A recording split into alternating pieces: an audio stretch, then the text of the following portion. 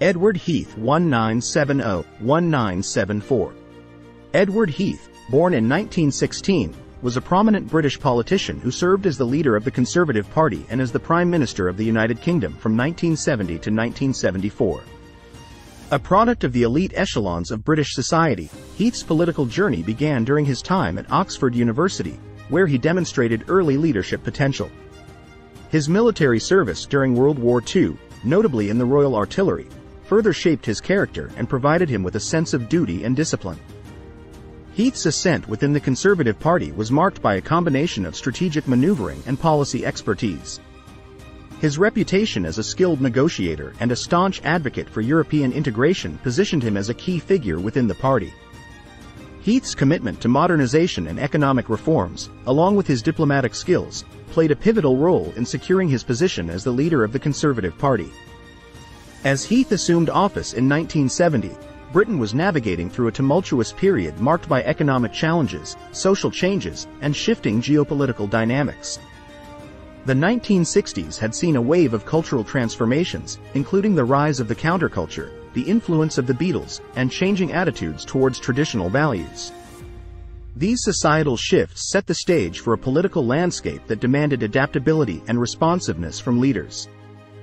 Economically, Britain faced persistent challenges, including high inflation, rising unemployment, and an industrial sector grappling with labor disputes.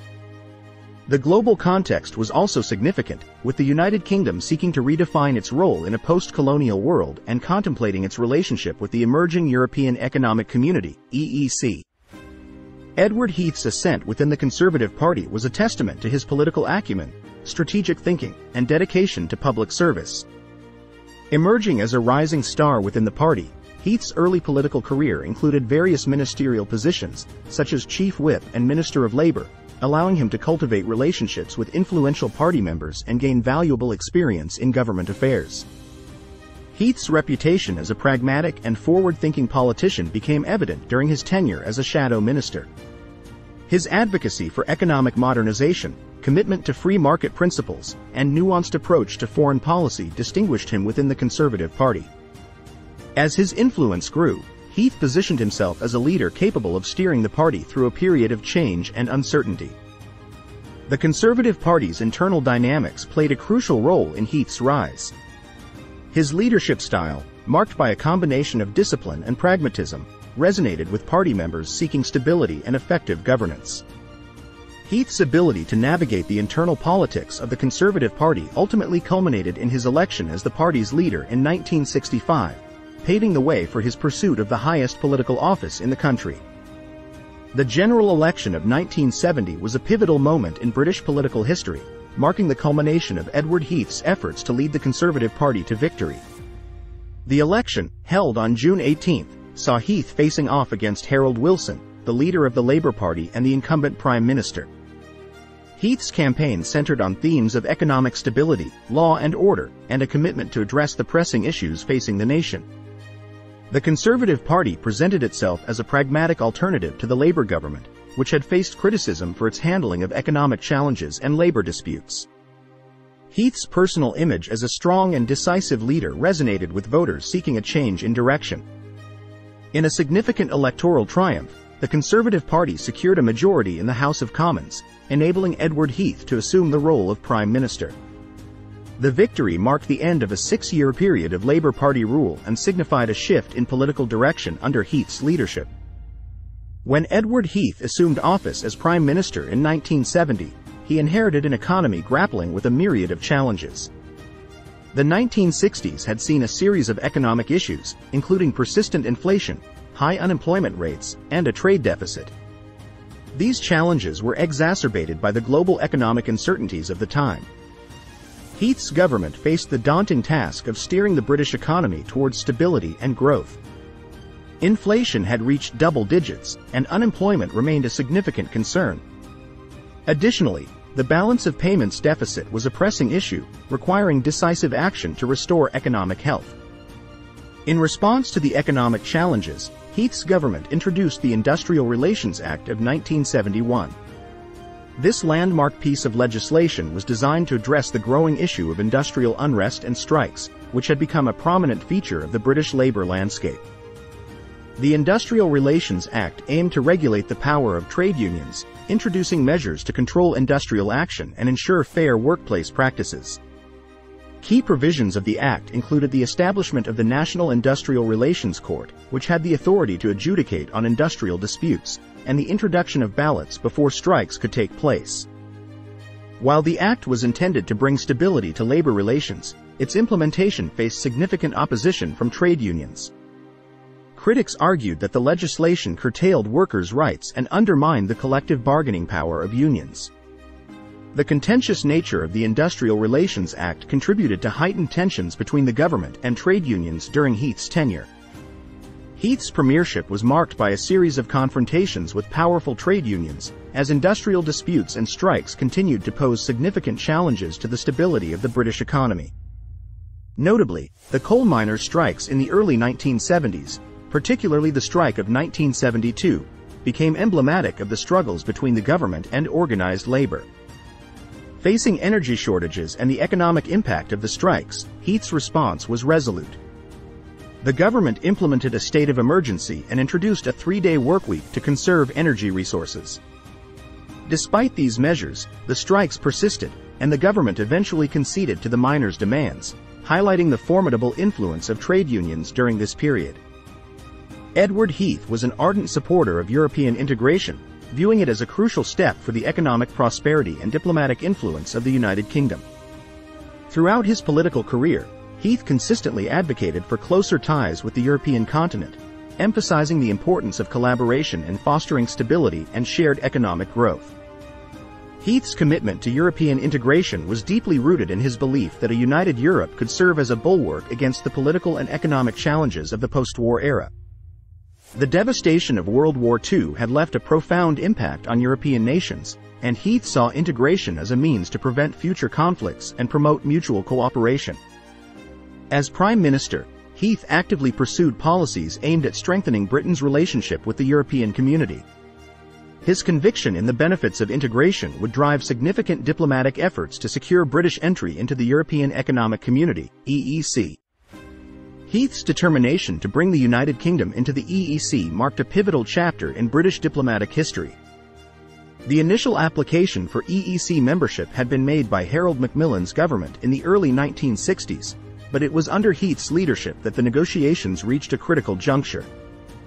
In 1971, the United Kingdom formally began negotiations with the existing EEC member states, France, West Germany, Italy, Belgium, Luxembourg, and the Netherlands.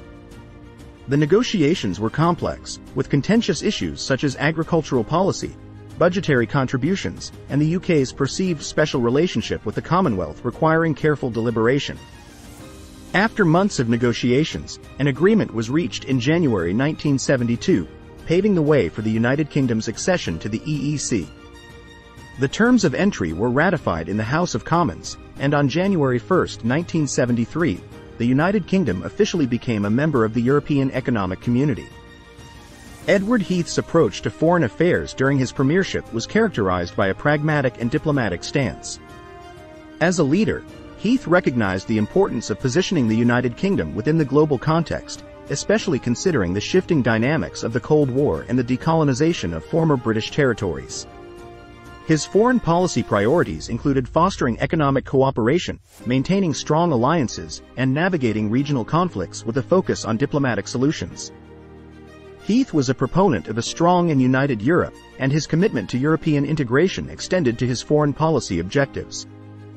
He believed that a cohesive and collaborative Europe could contribute to global stability and serve as a counterbalance to the superpowers during the Cold War era. One significant foreign policy challenge that Heath faced during his premiership was the Indo-Pakistani War of 1971. The conflict arose from the struggle for independence in East Pakistan, now Bangladesh, and the subsequent military intervention by India. As the situation escalated, with widespread human rights abuses and a humanitarian crisis, Heath's government was faced with the complex task of navigating diplomatic relations in the region. The United Kingdom, along with the United States and China, sought to mediate in the conflict. Heath's government advocated for a peaceful resolution and pressed for a ceasefire. However, The diplomatic efforts proved challenging, and the situation ultimately unfolded without a direct resolution brokered by external powers. The Indo-Pakistani War of 1971 had lasting consequences, including the creation of Bangladesh, and it tested the UK's ability to navigate regional conflicts while maintaining its global diplomatic standing. Heath's relationship with the United States, particularly with the Nixon administration, played a crucial role in shaping the UK's foreign policy and diplomatic initiatives. During this period, the Cold War was at its height, and the United States and the United Kingdom shared common interests in countering the influence of the Soviet Union. Heath had a close working relationship with President Richard Nixon and his Secretary of State, Henry Kissinger. The transatlantic alliance between the UK and the US was a cornerstone of Heath's foreign policy, with both nations cooperating on issues such as arms control, economic matters, and global security. One notable collaboration between the UK and the US during Heath's premiership was the Strategic Arms Limitation Talks, SALT, with the Soviet Union. The UK played a supportive role in these negotiations, contributing to the broader efforts to mitigate the nuclear arms race. However, it's important to note that Heath's alignment with the Nixon administration also faced challenges, particularly in the context of the Vietnam War. While the UK supported the US in certain aspects, there were differences of opinion and a degree of independence in the UK's foreign policy stance. The early 1970s were marked by significant social and cultural changes in Britain. The preceding decade, commonly referred to as the swinging 60s, had witnessed a cultural revolution characterized by shifts in music, fashion, and attitudes towards social norms. As the country entered the 1970s, these changes continued to shape the fabric of British society. Culturally, the 1970s saw the aftermath of the counterculture movements of the 1960s, with the influence of artists like the Beatles and the rise of youth-oriented subcultures. At the same time, traditional values coexisted with a growing sense of individualism and social liberation. Edward Heath's domestic policy initiatives aimed to address the challenges posed by a changing social landscape and to modernize various aspects of British society. One of the key policy areas was industrial relations, as reflected in the implementation of the Industrial Relations Act of 1971. This legislation sought to regulate trade union activities and curb strikes in an effort to bring stability to the labor market. In addition to industrial relations, the Heath government introduced measures to address economic challenges. These included efforts to control inflation and stimulate economic growth. However, the economic policies faced challenges, particularly in the context of global economic uncertainties and the oil crisis of 1973, which had profound effects on the UK economy. Heath's government also sought to implement reforms in critical areas such as education, health, and welfare. In education, the administration introduced the Education Act of 1972, which aimed to reform the structure and administration of schools. The act sought to increase local control and accountability while addressing issues of inequality in educational opportunities. Health policies during Heath's premiership included efforts to improve the efficiency of the National Health Service, NHS. The government sought to streamline administrative processes and enhance the quality of healthcare services, but the scope of these reforms was limited compared to later efforts in subsequent decades. Welfare policies focused on striking a balance between social support and fiscal responsibility. The government aimed to control public spending while providing a safety net for those in need. Changes in welfare policy aimed to address concerns about the sustainability of the welfare state and its impact on the overall economy. Despite these efforts, Heath's domestic policies faced challenges and critiques. Economic difficulties, coupled with resistance to certain reforms, contributed to a complex political landscape. The oil crisis, in particular, had severe implications for the British economy, leading to a period of stagflation, simultaneous inflation and economic stagnation. Edward Heath's decision to call a snap general election in February 1974 was driven by a series of political challenges that had emerged during his tenure. The initial Conservative government elected in 1970 faced difficulties in managing the economic impact of the oil crisis of 1973, which led to skyrocketing inflation and unemployment. The government's attempts to control wages and prices faced resistance, contributing to a series of industrial strikes that further undermined stability. The situation was exacerbated by a hung parliament resulting from the February 1974 general election. The Conservative Party won the most seats, but not enough for an outright majority. Heath's attempt to form a coalition government with the Liberal Party failed, leading to the unprecedented situation where neither the Conservatives nor Labour had a clear majority. Faced with the inability to form a coalition and the emergence of a Labour minority government, Heath faced a difficult decision. In March 1974, he decided to resign as Prime Minister, paving the way for a new era in British politics. The resignation marked the end of Heath's premiership and marked a period of political uncertainty and transition. Harold Wilson's Labour government, with a fragile parliamentary majority, faced the formidable task of managing economic difficulties, industrial relations, and the broader challenges of governance. The events surrounding the 1974 general election and Heath's resignation had a lasting impact on the political landscape, shaping the discourse on economic policies, social reforms, and the role of government in addressing the nation's challenges. In conclusion, the era of Edward Heath's premiership is a pivotal chapter in British political history. The decisions and challenges of this period have left a lasting impact on the trajectory of the United Kingdom, influencing subsequent policy choices and contributing to ongoing debates about the nation's role in Europe, economic management, and the relationship between the government and society. Thank you for watching this video. If you found it informative, please like, comment, and subscribe to the channel for more content like this in the future.